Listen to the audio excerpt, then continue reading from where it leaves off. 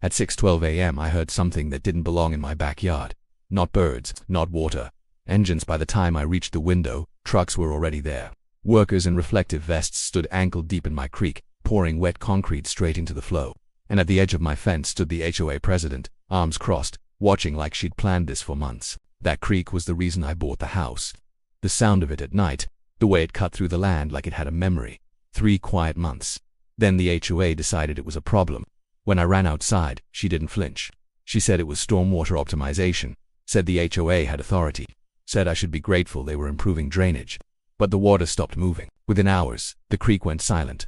Fish surfaced, confused, plants wilted. My backyard smelled wrong, and something else hit me harder than anger. Fear. If the water died, the land changed, and if the land changed, so did its value. I filed complaints, emails, calls. The HOA replied with silence.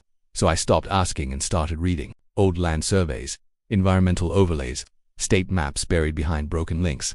That's when I found it. My property wasn't just decorative water, it was part of a classified runoff corridor feeding a downstream basin. The HOA didn't just block a creek, they interrupted a system. I made one call. Inspectors arrived 2 days later. Clipboards, boots, serious faces. The HOA president tried to argue jurisdiction.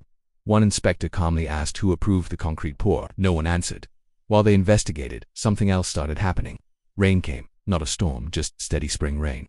The blocked water had nowhere to go except backward. The HOA's retention pond began to swell. Lawns turned soft. Sidewalks disappeared under brown water. Basements flooded. Cars stalled. Mosquitoes appeared overnight. Emergency meetings turned into shouting matches.